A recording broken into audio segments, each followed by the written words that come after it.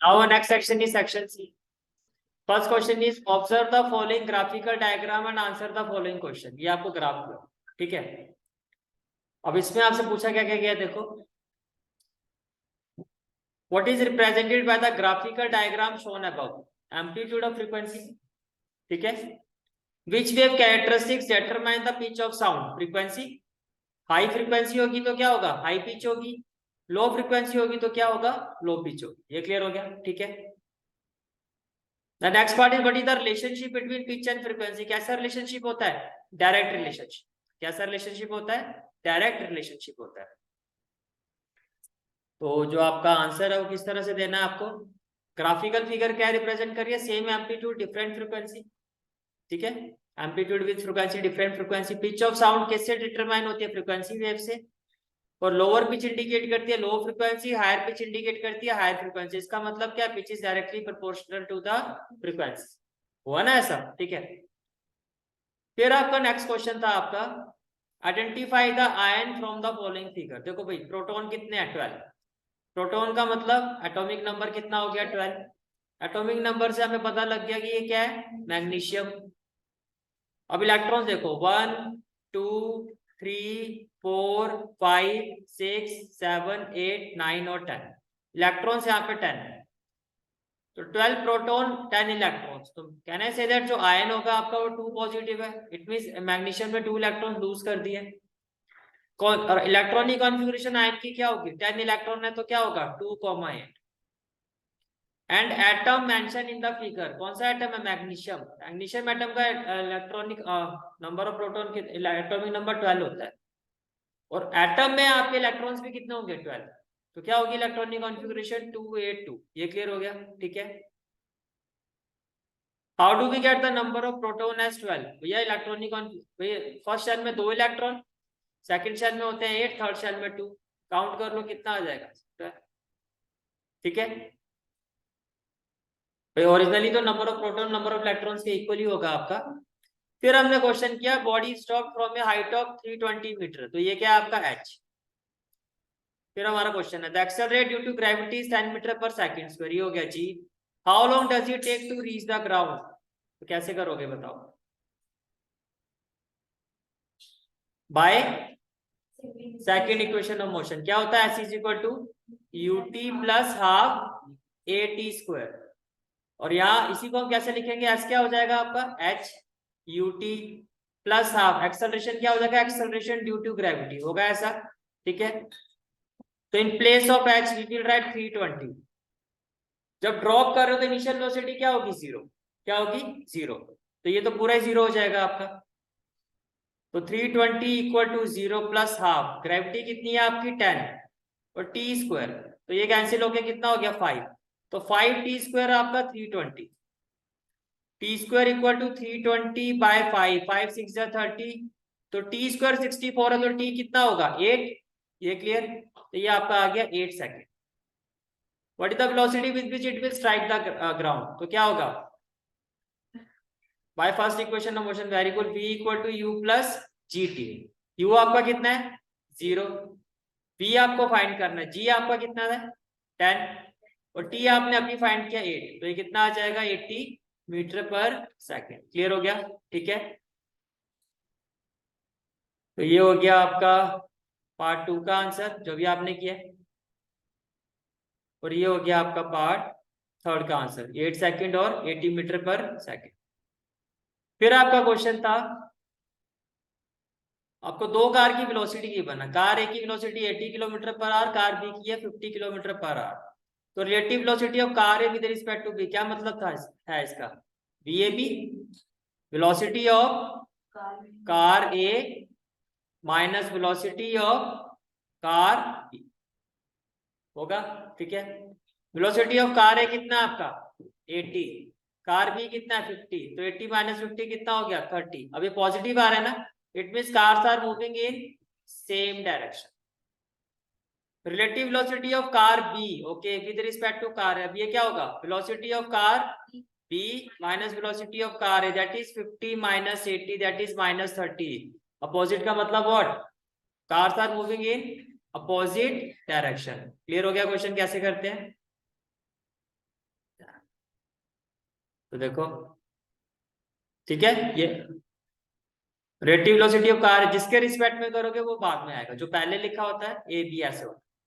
अगर पॉजिटिव आ रहा है तो सेम डायरेक्शन, फिर वी बी ए का मतलब नेगेटिव आ रहा है तो अपोजिट डायरेक्शन। क्लियर क्वेश्चन, ठीक है। फिर आपको कहा गया ड्यू टू हैवी रेन, ये मैं आपको वैसे बताया तो केस स्टडी की तरह क्वेश्चन है भाई। एक हैवी रेन है जिसकी वजह से क्या हुआ, ट्री ब्रोक कर गया। ट्री ब्रोक करने की वजह से जो वहाँ के लोकल शॉप्स वाले वो उसको हटाने की कोशिश कर रहे हैं बट वो हटा नहीं पा रहे। फिर वहां से एक पासर बाय आता है जो कुछ सॉलिड हैवी स्टिक्स की वजह से इनकी हेल्प करता है। तो कमेंट अपॉन द वैल्यू, तो वैल्यू तो होगी सोशल वैल्यू और presence of mind. Name the energy stored, अब उसने जो उठाया है उसको, name the energy stored heavy log of the tree with respect to the height. तो हाइट के रिस्पेक्ट में कौन सी एनर्जी होती है, पोटेंशियल एनर्जी। ठीक है, ये नहीं करना 31, आपके सिलेबस का पार्ट नहीं है। प्लाज्मा मेम्ब्रेन और सेल वॉल का डिफरेंस, प्लाज्मा मेम्ब्रेन का दूसरा नाम क्या है, सेल मेम्ब्रेन। सभी लिविंग ऑर्गेनिजम्स में होती है, एनिमल्स में होती है, बेसिकली सभी एनिमल्स में होती है, लेकिन ये किस में होती है, प्लांट्स और बैक्टीरिया। ये कैसी होती है, फ्लेक्सिबल होती है। ये कैसी होती है, सेल वॉल रिजिड होती है। प्लांट्स का मतलब ये सेल वॉल किससे बनी होती है, सेल्यूलोस। और ये pepto peptidoglycan, peptidoglycan is kind of a carbohydrate. ठीक है, और ये किससे बनी होती है, आपकी लिपिड्स और प्रोटीन से, लिपिड्स और प्रोटीन से। ये आउटर मोस्ट कवरिंग होती है, ये भी आउटर मोस्ट कवरिंग होती है। ठीक है, प्लाज्मा में, अच्छा फंक्शन की बात करें तो क्या होगा, फंक्शन की बात कर रहे हैं तो सिलेक्टिवली परमिएबल मेम्ब्रेन होती है। मींस जब आप प्रेजेंटेशन में दिखाता हूं मैं आपको, देखो क्लियर हो गया। सेल वॉल की अगर हम बात करते हैं तो कहां पर प्रेजेंट होती है, प्लांट सेल और बैक्टीरिया में। और ये जो होती है present in all living cells. ये रिजिड होती है, ये फ्लेक्सिबल होती है। ठीक है, ये सभी लिविंग सेल्स में होती है। और सेल वॉल जो होती है वो प्लांट्स में तो सेलुलोज से बनी होती है, बैक्टीरिया में पेप्टाइड और ग्लाइकन से, जो कि कार्बोहाइड्रेट होता है। और ये लिपिड्स और प्रोटीन, ये मींस फॉस्फोलिपिड्स, लिपिड्स का मतलब क्या होता है, फैट एंड ग्लाइकोप्रोटीन से बनी होती है। ये outermost covering of plant cell होती है, outermost layer of animal cell होती है। ये डेड होती है आपकी, और ये कैसी होती है, लिविंग होती है। ये क्लियर हो गया, हाँ जी।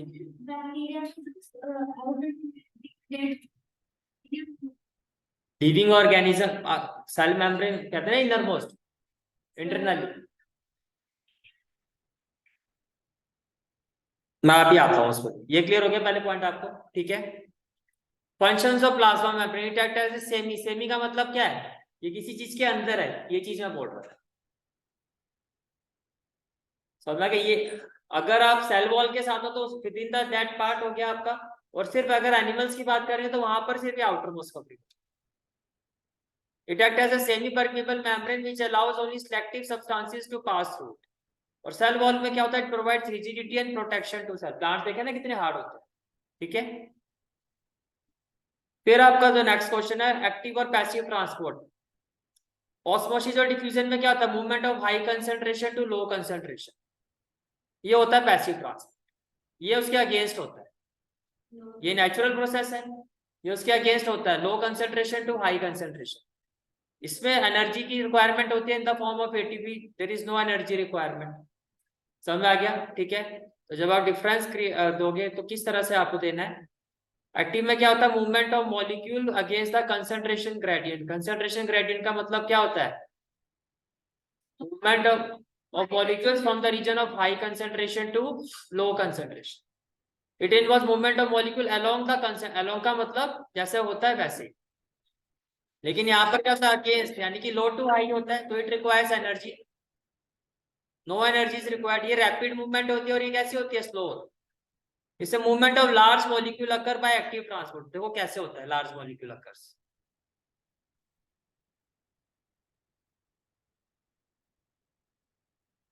अब इसको ऐसे समझो,